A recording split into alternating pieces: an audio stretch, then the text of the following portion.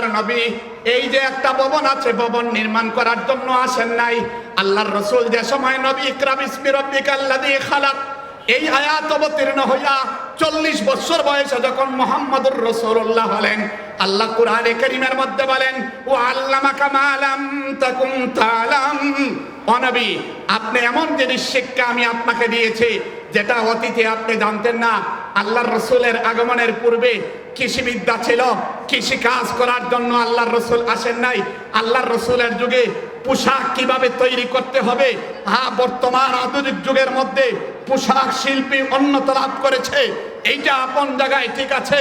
চিকিৎসা আল্লাহর রাসূলের পূর্বে ছিল, চিকিৎসার জন্য আল্লাহর রাসূল আসেন নাই, পোশাকের জন্য আসেন নাই, যানবাহন বানাবার জন্য আসেন নাই।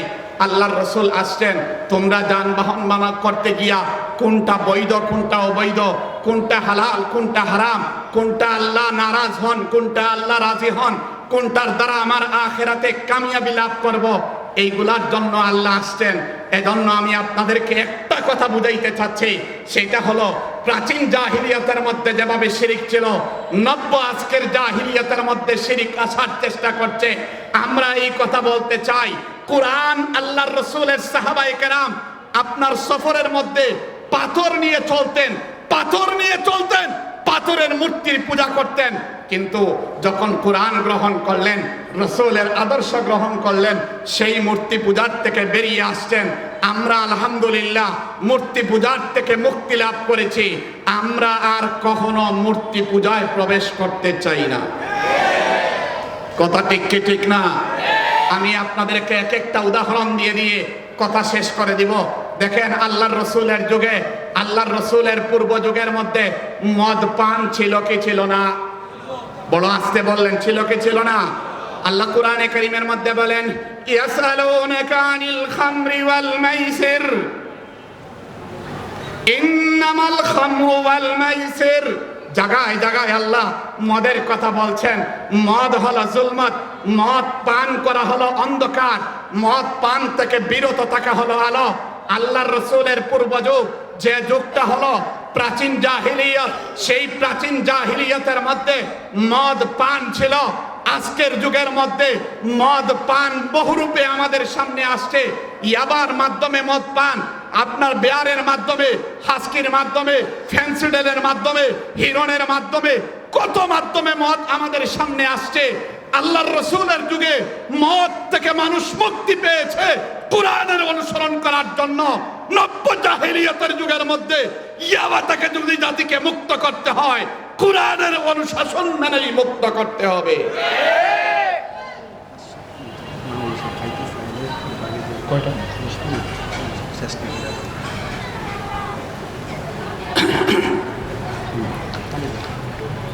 তিন নম্বর উদাহরণ দেই, তাহলে সহজে বুঝে আসবে। আল্লাহর রাসূল সাল্লাল্লাহু আলাইহি ওয়াসাল্লাম এর যুগে মানুষ দাঁড়িয়ে পেশাব করত। দাঁড়িয়ে পেশাব করা হলো অন্ধকার, আর বসে পেশাব করা হলো আলো। প্রাচীন জাহিলিয়াতের মধ্যে দাঁড়িয়ে পেশাব করার প্রচলন ছিল। আল্লাহর রাসূল সেই প্রচলন থেকে মানুষকে বের করে আনলেন। আর একদিন আল্লাহর রাসূল সাল্লাল্লাহু আলাইহি ওয়াসাল্লাম, বুখারী শরীফের মধ্যেও আছে, আবু দাউদেও আছে, মুসলিমের মধ্যেও আছে, আল্লাহর রাসূল বসে বসে পেশাব করতেছেন। একজন বলে, উনদুরু ইয়াবুলু কামা তাবুলুল মারআ, তার দিকে তাকাও, তিনি বসে পেশাব করছেন যেভাবে মহিলারা বসে পেশাব করে। আল্লাহু আকবার, আল্লাহু আকবার। আল্লাহর রাসূলের যুগে, আগ যুগে, জাহিলিয়াতের যুগের মানুষ দাঁড়িয়ে পেশাব করার প্রচলন ছিল। এইটা হলো জুলমত আর অন্ধকার। সেই অন্ধকার থেকে বের করে মানুষকে বসে পেশাব করার পদ্ধতি, সিস্টেম, এটা হলো আলো। মানুষকে দাঁড়ানোর পেশাবের অবস্থার থেকে বের করে বসে পেশাব করার অবস্থার দিকে নিয়ে আসলেন। এইটা হলো ভাই আলো, এটা হলো আলো। আল্লাহু আকবার, আল্লাহু আকবার। আজকে নব্য জাহিলিয়াতের যুগের মধ্যে আবার দাঁড়িয়ে পেশাব করার প্রচলন শুরু হচ্ছে। আপনারা ঢাকা চট্টগ্রাম রোডের মধ্যে বড় বড় হোটেল আছে, সেই হোটেলের মধ্যে গাড়িগুলা বিরতি দেয়, সেই বিরতির গাড়িতে হোটেলের মধ্যে দেখা যায় দাঁড়িয়ে পেশাব করার সিস্টেম। ও ভাই, ইসলাম এসেছে এই সমস্ত অন্ধকার থেকে মানুষকে বের করার জন্য। আল্লাহর রাসূলের যুগের পূর্বে যুগের মানুষ, জাহিলিয়াতের যুগের মানুষ, অন্ধকারের যুগের মানুষ, বর্বরতার যুগের মানুষ, মানুষকে হানাহানি করে মেরে ফেলতো, সেই যুগের মানুষ দাঁড়িয়ে পেশাব করত। এইটার নাম হলো অন্ধকার। বসে পেশাব করা, এইটার নাম হলো আলো। আল্লাহর রাসূল কোরআনের মাধ্যমে, হাদিসের মাধ্যমে, তার আদর্শের মাধ্যমে দাঁড়িয়ে পেশাব করার থেকে বসে পেশাব করার দিকে নিয়ে আসলেন। আমি আপনাদের কাছে জিজ্ঞাসা করতে চাই, রাসূলের আদর্শ গ্রহণ করে আজীবন বসে পেশাব করতে কে কে রাজি আছেন? করব তো ইনশাআল্লাহ। আরেকটা উদাহরণ দেই, আল্লাহু আকবার, আল্লাহু আকবার। আল্লাহর রাসূল সাল্লাল্লাহু আলাইহি ওয়াসাল্লামের যুগে আপনারা জানেন আল্লাহর রাসূল মক্কায় ছিলেন, 13 বছর থাকার পরে মদিনায় চলে গেলেন হিজরত করে। মদিনায় গিয়ে দেখতে পাইলেন কুকুরের প্রতি মানুষের অনুরাগ এবং মহব্বত। আল্লাহর রাসূল কুকুর হত্যার নির্দেশ দিলেন, এই কুকুর হত্যা করো, কুকুর হত্যা করো। সাহাবায়ে কেরাম কুকুর হত্যা করা শুরু করলেন। গ্রাম থেকে কোনো মহিলা যদি কুকুর নিয়ে আসতো, আল্লাহর রাসূলের সাহাবায়ে কেরাম রাসূলের নির্দেশ পালন করার জন্য কুকুর হত্যা করতেন। এক পর্যায়ে দেখলেন সাহাবায়ে কেরামের অন্তর থেকে কুকুরের মহব্বত দূর হয়ে গিয়েছে। আল্লাহর রাসূল বললেন, মা লাহুম ওয়ালিল কিলাব, কুকুরের সাথে আমাদের কি সম্পৃক্ততা, আর কুকুর হত্যা করতে হবে না। তবে আল্লাহর রাসূল আশঙ্কা করেছেন একটা সময় এমন আসবে মানুষ আবার কুকুরের প্রতি মহব্বত তৈরি হবে। আল্লাহর রাসূল বলছেন, কেউ যদি বিনা কারণে কুকুর লালন পালন করে, তার আমলনামার থেকে এক কিরাত পরিমাণ, উহুদ পাহাড় পরিমাণ সওয়াব দৈনিক কমতে থাকবে। আর প্রাচীন জাহিলিয়াতের মধ্যে কুকুরের প্রতি ভালোবাসা ছিল, আজকের নব্য জাহিলিয়াতের মধ্যে কুকুরের প্রতি ভালোবাসা আবার ফিরে আসতে চাচ্ছে। কথা ঠিক কি ঠিক না? বড় আস্তে বললেন, কথা ঠিক কি ঠিক না? আর একটু খেয়াল করেন না, আজকে পশ্চিমা যারা আমাদেরকে মানবতা শেখাতে চায়, আজকের পশ্চিমা যারা আমাদেরকে কিছু শেখাতে চায়, আমরা এই কথা বলতে চাই, আমরা পশ্চিমার থেকে কোনো সংস্কৃতি শিখব না। আমাদের শিকার জায়গা কোরআন এবং হাদিস। কথা ঠিক কি ঠিক না? আল্লাহর রাসূলের পূর্বযুগের মধ্যে কুকুরের প্রতি ভালোবাসা, এটা হলো অন্ধকার, আর কুকুরের প্রতি নফরত আর অনীহা, এটা হলো আলো। আল্লাহ কোরআন দিয়ে মানুষকে কুকুরের মহব্বত থেকে বের করে নিয়ে আসলেন। আজকের নব্য জাহিলিয়াতের যুগের মধ্যে পশ্চিমারা তাদের যৌন চাহিদা কুকুর দিয়ে পূরণ করে। আমরা এই জন্যই বলি, যারা এই জাতীয় কাজে জড়িত থাকবে তারা কুকুরের চেয়ে নিকৃষ্ট। কথা ঠিক কি ঠিক না? আমি আরেকটা উদাহরণ দেই। ও ভাই, আমি আবার আয়াতটা আপনাদেরকে তিলাওয়াত করে শোনাই। আল্লাহ বলেন, আলিফ লাম রা, কিতাবুন আনজালনাহু ইলাইক লিতুখরিজান নাস মিনাজ যুলুমাতি ইলান নূর। ও নবী, আপনার প্রতি আমি কোরআন অবতীর্ণ করেছি। কেন? মানুষকে অন্ধকার থেকে আলোর দিকে বের করার জন্য। দেখেন, শিরিক একটা অন্ধকার, জুয়া খেলা একটা অন্ধকার, মদ পান করা একটা অন্ধকার, দাঁড়িয়ে পান করা, দাঁড়িয়ে পেশাব করা একটা অন্ধকার, দাঁড়িয়ে পেশাব করা একটা অন্ধকার, কুকুরের প্রতি মহব্বত, এইটা একটা অন্ধকার। সেই অন্ধকার থেকে বের করে আনলেন কোরআন দিয়ে। এজন্য বর্তমান আজকের যুগ দুর্নীতির অন্ধকার আছে। আজকে মানুষ রোডের পরিবর্তে বাসতে, এই অন্ধকারের মধ্যে আজকে মানুষের ইজ্জতের নিরাপত্তা নাই, আজকে মানুষের মালের নিরাপত্তা নাই, সবগুলা অন্ধকার। সেই সব অন্ধকার থেকে বের করার জন্য, এই দেশে শান্তি প্রতিষ্ঠা করার জন্য স্কুলে স্কুলে গানের শিক্ষক নিয়োগ দিলে হবে না, কোরআনের শিক্ষক নিয়োগ দিতে হবে। কথা ঠিক কি ঠিক না? আল্লাহু আকবার, আল্লাহ। ও ভাই, আরেকটা উদাহরণ দেই। আমি একটা কথা আপনাদেরকে বোঝানোর চেষ্টা করেছি। একটা হলো প্রাচীন জাহিলিয়াত, আরেকটা হলো নব্য জাহিলিয়াত। প্রাচীন জাহিলিয়াতের মধ্যে শিরিক ছিল, প্রাচীন জাহিলিয়াতের মধ্যে মদ পান ছিল, প্রাচীন জাহিলিয়াতের মধ্যে সুদ ছিল, প্রাচীন জাহিলিয়াতের মধ্যে জুয়া ছিল। আজকের নব্য জাহিলিয়াতের মধ্যে সবকিছু আছে। প্রাচীন জাহিলিয়াতের মধ্যে দাঁড়িয়ে পেশাব করা ছিল, আজকের নব্য জাহিলিয়াতের মধ্যে এইটা শুরু হয়েছে। আর প্রাচীন জাহিলিয়াতের মধ্যে অশ্লীলতা, বেহায়াপনা, আত্মসংবরণহীনতা, নারীরা নগ্ন অবস্থায় পুরুষের সামনে প্রকাশ পাওয়া। আজকে আপনারা ঢাকা শহরে যান, এই শহরের বিভিন্ন এলাকায় যান, দেখবেন নারীরা পুরুষের পোশাক পরিধান করে তাদের অঙ্গ প্রদর্শনী করছে। নব্য জাহিলিয়াতের মধ্যে যেরকম ভাবে এইটা অন্ধকার ছিল, আজকে সেই প্রাচীন জাহিলিয়াতের অনুসরণে যে মহিলা যারা মহিলাদের অপদর্শনী করার চেষ্টা করবে, তাদের মধ্যেও প্রাচীন জাহিলিয়াতের নিদর্শন রয়েছে। আমি আরেকটা কথা আপনাদেরকে বলতে চাই, সেই কথাটা হলো আল্লাহ আদম আলাইহিস সালাতু ওয়াস সালামকে বানাইলেন, বানানোর পরবর্তীতে ফেরেশতা আর ইবলিসকে বললেন সজদা করার জন্য। ফেরেশতারা সবাই সজদা করলো, ইবলিস একটা সজদা করলো না। একটা সজদা না করার কারণে ইবলিস বিতাড়িত হলো। আল্লাহ কোরআনে কারীমের মধ্যে বললেন ফাখরুজ মিনহা ফাইন্নাকা রাজিম ওয়া ইন্না আলাইকা লানাতা ইলা ইয়াউমিদ্দিন। জায়গায় জায়গায় আবা ওয়াস্তাকবারা ওয়া কানা মিনাল কাফিরিন, বহু জায়গার মধ্যে এই প্রসঙ্গ আল্লাহ কোরআনে কারীমের মধ্যে উল্লেখ করেছেন। আমি আপনাদেরকে একটা বিষয় বুঝাইতে চাই।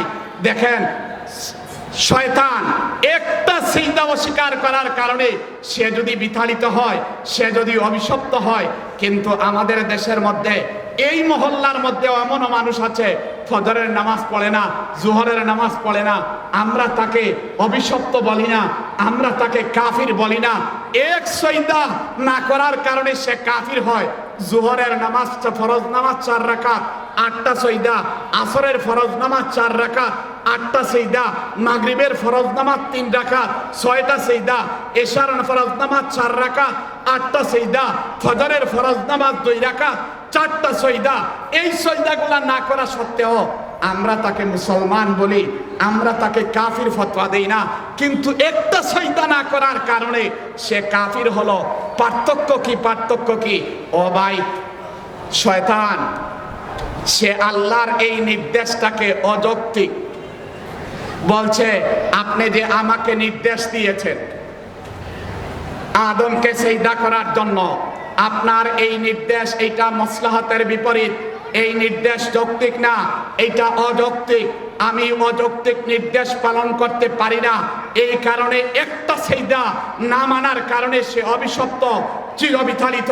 কিন্তু যারা এই কাজ করে তারা মানে নামাজ পড়া ফরজ, রোজা রাখা ফরজ, আপনার সিজদা করা ফরজ, শয়তানের কারণে হয়তো করছে না, এজন্য বিতাড়িত হচ্ছে না। কিন্তু সেও যদি এই কথা ভাবে যে না এইটা আপনার মাসলাহাতের বিপরীত, এইটা হলো অযৌক্তিক নির্দেশ, তাহলে সেও শয়তানের মতো বিতাড়িত হয়ে যাবে। আজকে বাংলাদেশের মধ্যে আদালত পাড়ার মধ্যে যখন চুরের বিধান হাত কর্তন করার কথা উঠে, তখন বাংলাদেশের মধ্যে 2-1টা মানুষ এমন বলতে চায় আল্লাহর এই বিধান এইটা যুক্তি না। আমরা এই কথা বলতে চাই, কেউ যদি চুরি করলে হাত কর্তন করতে হবে, জিনা করলে সংসার করতে হবে, আল্লাহর বিধানগুলোকে অযৌক্তিক বলে, সেও শয়তান, তার কথা মুসলমান মানতে পারে না। বাংলাদেশের মধ্যে দেখবেন মুসলমানদের নেতা হতে চায়, আবার শরিয়া আদালতের বিশ্বাসী না, এই কথারও স্লোগান দিতে চায়। কথা ঠিক কি ঠিক না? তারা বলে আদালতের মধ্যে একজন চুরি করলে আপনার হাত কর্তন হবে, এইটা বর্তমান সময়ের মধ্যে এটা যুক্তিসঙ্গত না। জিনা করলে পরে সঙ্গে সার করতে হবে, এইটা বর্তমান সময়ের মধ্যে যুক্তিসঙ্গত না। এইরকম ভাবে কেউ মিথ্যা বললে পরে, কারোর উপর অপবাদ তুহমত দিলে পরে এই রকম আপনার শাস্তি দিতে হবে, এটা যৌক্তিক না। যারা এই রকম কথা বলে তার মাঝে আর শয়তানের মাঝে কোনো পার্থক্য নয়। কথা ঠিক কি ঠিক না? আমি এই একটা কথা আরেকটা উদাহরণ আপনাদের কাছে দিতে চাই। আজকে বাংলাদেশের মধ্যে পশ্চিমা সভ্যতা, পশ্চিমা সংস্কৃতি আমদানি করার চেষ্টা করা হচ্ছে। আমরা এই কথা বলতে চাই, আমাদের সামনে আল্লাহর রসুলের আদর্শে আছে। আল্লাহর রসুলের চেয়ে উত্তম কোনো পুরুষ হতে পারে না, আল্লাহর রসুলের চেয়ে উত্তম কোনো শিশু হতে পারে না, আল্লাহর রসুলের চেয়ে আদর্শ কোনো কিশোর হতে পারে না, আল্লাহর রসুলের চেয়ে আদর্শ কোনো যুবক হতে পারে না, আল্লাহর রসুলের চেয়ে আদর্শ কোনো রাষ্ট্রপ্রধানও হতে পারে না। হুজুর চলে আসছেন, আমি এই জায়গায় কথাটা শেষ করে দিলাম। আমি আপনাদের কাছে শুধু এতটুক কথা বলার চেষ্টা করেছি।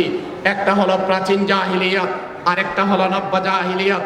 প্রাচীন জাহিলিয়াতের অন্ধকার, এইগুলার থেকে যেরকম ভাবে আমাদেরকে কোরআন বের করেছে, এই নব্য জাহিলিয়াতের যে অন্ধকার যেগুলা শুরু হয়েছে, সেই অন্ধকার থেকেও বের করবে একমাত্র কোরআন শিক্ষা। কারা কারা একটু হাত উঁচু করে দেখান, আমরা এই কোরআন শিক্ষার আদর্শ প্রতিষ্ঠানগুলোর সাথে থাকবো তো ইনশাআল্লাহ। আল্লাহ আমাদেরকে, আমি আরেকটা কথা বলে শেষ করে দিচ্ছি 2 মিনিটের মধ্যে। দেখেন, এই চড়পাড়া বাজারে যদি আপনি যেতে চান, আপনার গন্তব্য যদি চড়পাড়া বাজার হয়, যাওয়ার জন্য 4 জিনিস লাগবে। দেহ লাগবে, প্রাণ লাগবে, শক্তি লাগবে, চোখ লাগবে। এইগুলা ব্যতীত আপনি ওই জায়গায় পৌঁছতে পারবেন না। আপনার আমার গন্তব্য চড়পাড়া না, আপনার আমার গন্তব্য ঢাকা রাজধানী না, আপনার আমার গন্তব্য নিউ ইয়র্ক না, আপনার আমার গন্তব্য হলো জান্নাত। জান্নাতে যাওয়ার জন্য 4 জিনিস লাগবে। একটা হলো ইবাদত, একটা হলো ইখলাস, আর একটা হলো ইহসান, আর একটা হলো কোরআন এবং হাদিস। এইটাই হলো আমাদের চোখ আর শরীয়ত, এইটাই হলো আমাদের চোখ। আল্লাহ আমাদেরকে এই 4 জিনিস মেনে আমাদের চিরগন্তব্য জান্নাতে যাওয়ার তৌফিক দান করুন। আমিন। ওয়া আখিরু দাওয়ানা আলহামদুলিল্লাহি রাব্বিল আলামিন। আলহামদুলিল্লাহ। সম্মানিত উপস্থিতি।